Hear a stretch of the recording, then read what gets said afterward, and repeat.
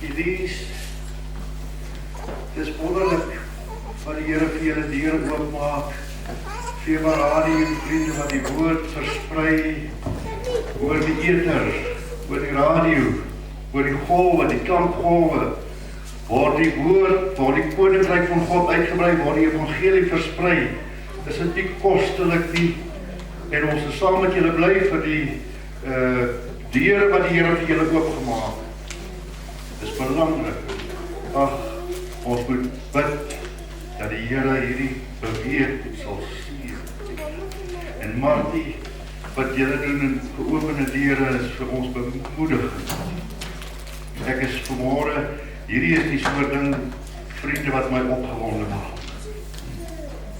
All over the world, the Spirit is moving. Toe ek in die kaart kyk wat daar op die skerm was, en ek sien hoe dat die Here beweeg, vriende. En hier is die uitdaging vir ons, wat nou vanmôre hier by mekaar is. Gaan ons deel wees van hierdie beweging? The move is on. My Lord, the move is on. I can hear the rustle in the mulberry tree. Daar is 'n beweging, moenie agterbly nie, asseblief. Moenie agterbly nie, maar beweeg saam met die Gees van die Here, werk saam met die Gees van die Here. Kom ons net vir 'n oomblik, ek wil graag net bid voordat ek vir julle die woord van die Here bedien wat hy op my hart gelê het. Vader, baie dankie vir 'n wonderlike geleentheid soos hierdie. Hierdie naweek, ons is maar nou by die tweede geleentheid, Here, maar dit is alreeds so bemoedigend. Dit versterk ons geloof. En ek wil vanmôre bid, Here, dat U, wat reeds so wonderlike getuienis in ons midde kom lê het, sal voortgaan, Here, en ons sal sien. En nou as ons na U woord keer, bid ek, Heilige Gees, salf my as spreker, dat ek die woord duidelik kan oordra, en gee elke een van ons 'n geheiligde oor, om te hoor wat die Gees aan die gemeente sê, en 'n gewillige hart, wat ons oproep tot gehoorsaamheid. Dankie dat ons dit kan vra in die naam van ons Verlosser, Jesus Christus. Amen. Vriende, ek wil julle net weer herinner aan ons tema vir hierdie naweek, en dit is die woord van die Here vir ons. Dit is die woord van die Here, oor die sakkie vir een gemeente, en vir elke een ook vir geopende deure, en vir Vema Radio, en vir die wonderlike Taiwanese broeders en susters. Ek moet eintlik sê 2 broers en baie susters, soos hulle gesê het, wat ons ontmoet het en wat ons bemoedig het. En vir elke een wat betrokke is in die uitdra van die evangelie. En dit is hierdie woorde in Haggai 2 vers 4. Hy sê, skep moed, sê die Here. Skep moed. En begin werk, begin met die werk.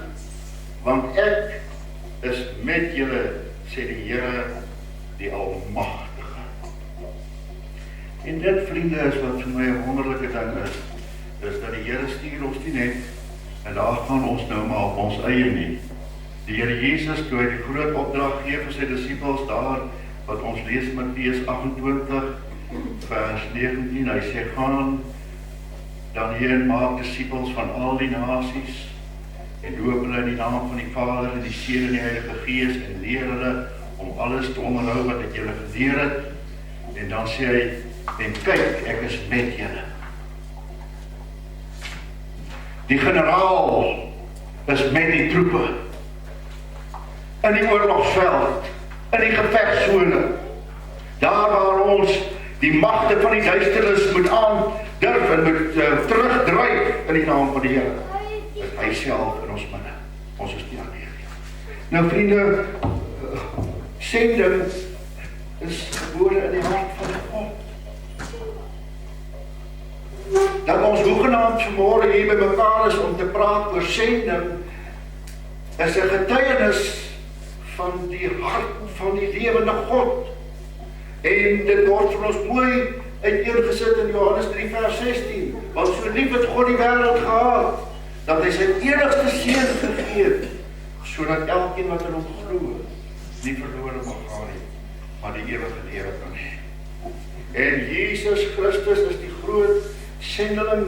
Hy het uit die hemel uitgekom, na die aarde toe. God die Vader het die Seun gestuur, sodat ons deur hom gered kan word. Hy is die gestuurde. En as die gestuurde, stuur hy sy kerk. Luister wat sê hy vir sy disippels, dit is opgeteken in Johannes 20 vers 21. Soos die Vader my gestuur het, stuur ek julle. Net so. Soos wat die Vader my gestuur het, stuur ek julle.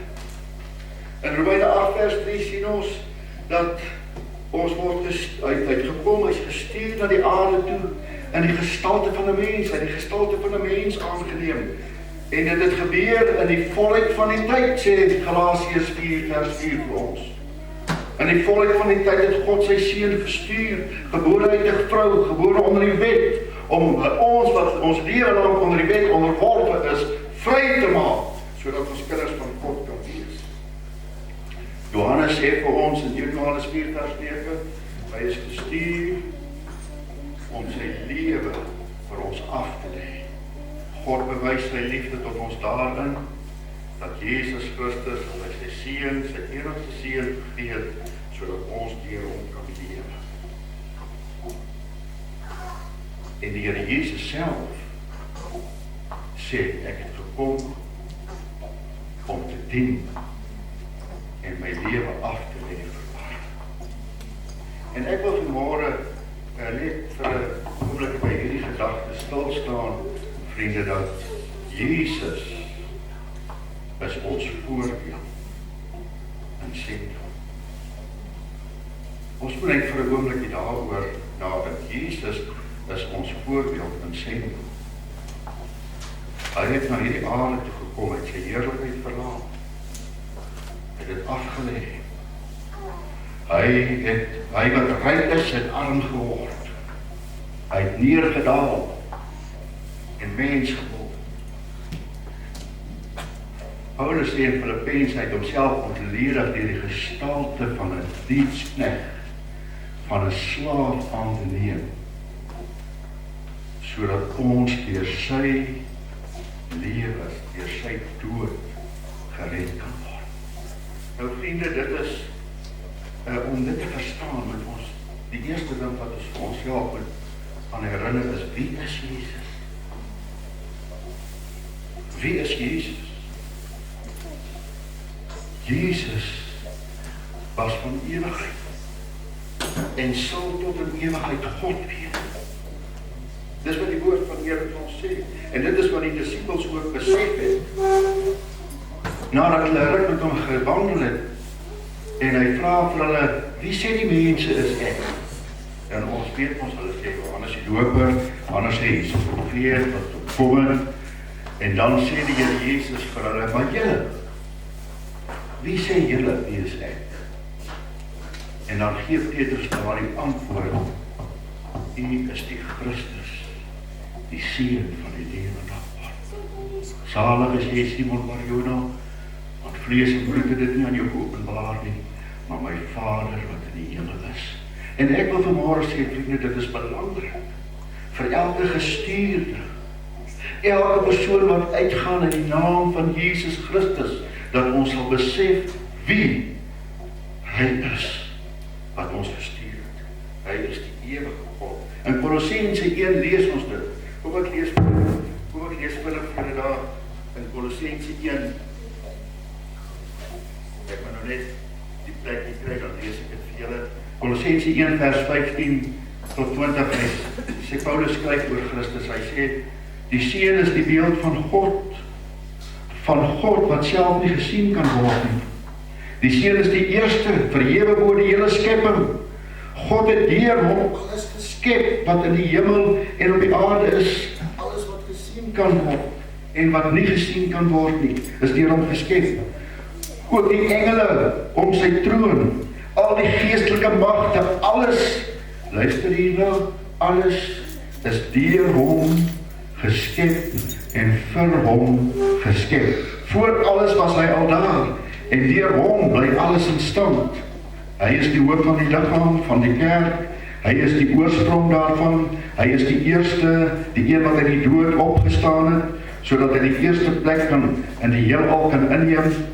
God het besluit om met sy volle wese in hom te woon, en om deur hom alles met homself te versoen, deur die bloed van sy seun aan die kruis, het hy die vrede herstel, en deur hom het hy alles, die aarde en in die hemel met homself versoen. In Kolossense 2 vers 9 sê hy, want in hom woon die volheid van die Godheid liggaamlik. Jesus Christus is God. Twee mans stry eendag. En hulle praat oor Christus. En die een sê, maar Jesus is God. En die ander een sê, nee, maar Jesus is nie God. En in die stryderheid sê die man naderhand vir hom, hy sê, man, maar as Jesus God is, die persoon vraag hom, hy sê nou maar hoe, hy sê dan moet die Bybel ons nou dit duidelik vir ons sê, en geen onduidelike taal nie. Toe vraag ek hom nou maar, hoe sou jy dit nou uitdruk as jy nou moet sê, hoe dink jy moes die Bybel dit uitdruk? Hy sê, wel die Bybel moes uitdruklik gesê dat Jesus God is. En dan sê ek vir hom, maar man, jy is heeltemal reg nie, en jy is voort, dis 'n gelukkige woordkeuse, en hy neem hom daarna 1 Johannes 5 vers 20. En daar sê dat Jesus Christus is die ware God en die ewige lewe. Duideliker kan jy dit nie stel nie. Maar hierdie God, Jesus die ware God en die ewige lewe, hy het homself ontledig in die gestalte van 'n diensknegt aangeneem. Daar in Filippense sê Paulus dit, Filippense 2 vers 6 tot 8, hy wat in die gestalte van God was, het sy bestaan as op God gelyke wyse nie beskou as iets waaraan hy moes vasklep nie, maar hy het homself verneder in die gestalte van 'n slaaf aan te neem en aan die mense gelyk te word. En toe hy as mens verskyn het hy homself verder verneder. Hy was gehoorsaam tot in die dood, ja, die dood van die kruis.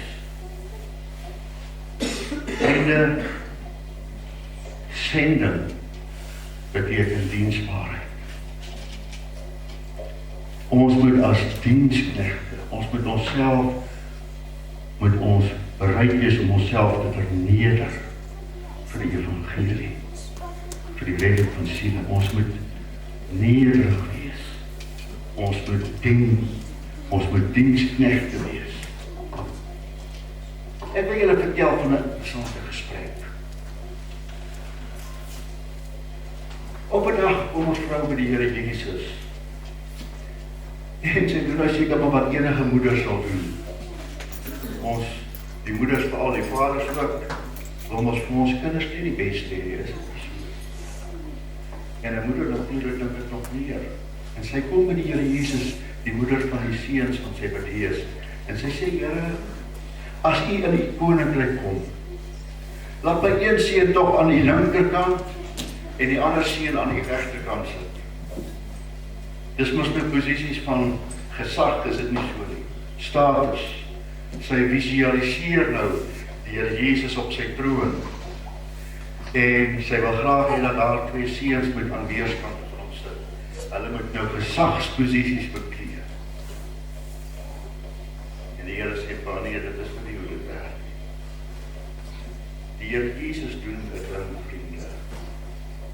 Wat ons lees het in die Bybel, ons het met dit groot geword, dit is so bekend by ons, dat dit ons nie meer skok nie. Maar toe dit gebeur, was dit 'n geweldige skok vir hulle, wat daarbij betrokke is. Hy saam met sy disippels, en hulle verkeer daar saam, en die Here Jesus staan op, en hy neem 'n skottel met water, en hy gaan en hy kniel by die eerste disipel, en hy begin om sy voete te was. Kan jy indink die skok, die meester besef dat hierdie Jesus is nie net 'n gewone mens nie. Hy buig by hulle en hy was hulle voete. Geen wonder nie dat Petrus, wat 'n baie uitgesproke disipel was, sê, onder geen omstandighede nie. Nou vriende, kom ek net vir julle die agtergrond net steeds. Dit was die taak van 'n slaaf, om die voete van die gaste te was. Die diensknegt het dit gedoen. In sommige huise waar die eienaar van die huis nou nie so welgesteld was nie en hy het gaste ontvang, dan het hy dit gedoen. Hy het sy gaste se voete vir hulle gewas. Die Here Jesus het vir Simon, die fariseer by wie hy gegaan het, gesê, Simon, jy het nie vir my water gegee om my voete te was nie, maar toe hierdie vrou kom en sy was my voete met haar trane, sy droog dit af met haar hare, toe is jy nou baie gou om te veroordeel. Maar hierdie is die gasvryheid wat jy aan my moes bewys, wat jy my nie eers bewys het nie. So dit was ongehoord vir die meester om hierdie diens, hierdie gasvryheid, hierdie diens aan sy disipel te doen. Dit moes andersom wees. Daarom is dit vir hulle so skok. Maar die Here Jesus buig en hy was hulle voete. En hy sê vir hulle, hy sê vir Petrus, wat ek nou doen verstaan, jy sal verstaan. En vriende, ons moet verstaan. Luister mooi.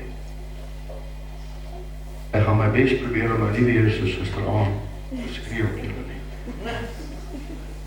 Ons moet verstaan dat God roep ons as diensknegte. Die diensknegt is nie groter as die meester nie. Ons moet die taak aandurf in die gesindheid van 'n diensknegt. Elkeen sê die Here Jesus vir sy disipels, wat onder julle groot wil word, moet julle dienaar wees. En elkeen wat onder julle die eerste wil wees, moet julle slaaf wees. Dit is nie so maklik nie, nee. Ons word opgeroep tot diensbaarheid. Paulus bevestig hierdie, wanneer hy sê vir die Filippense, hierdie gesindheid moet in julle wees wat ook in Christus Jesus was. Hy, alhoewel hy God is,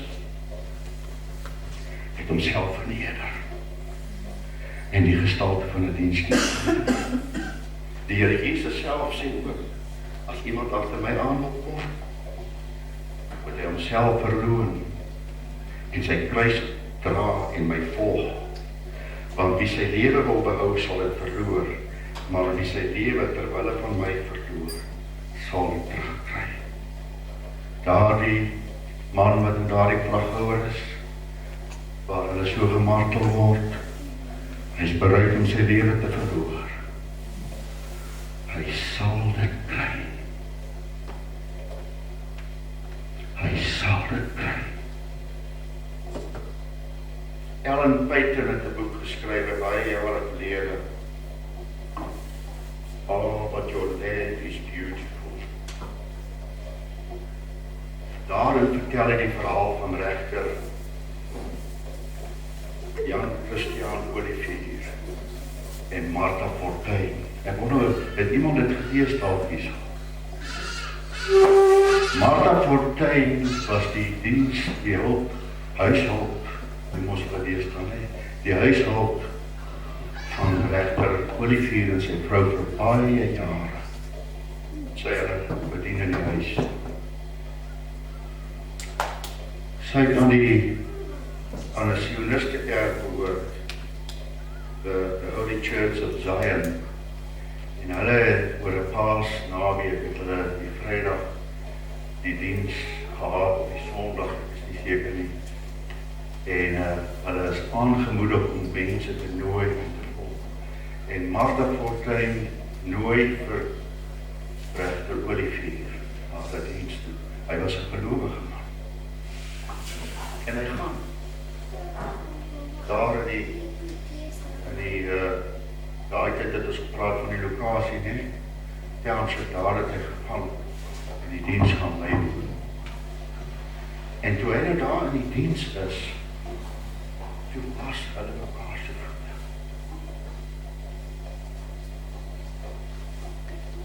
En regter Olivier staan op en neem die skottel met die water en hy gaan kniel by Martha Fortuin.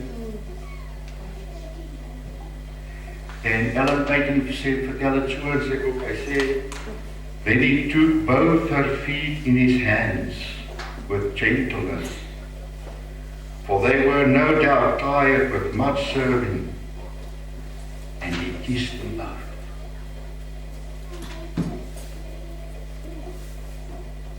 Then Martha Fortuin and many others in the Holy Church of Zion fell a weeping in that holy place.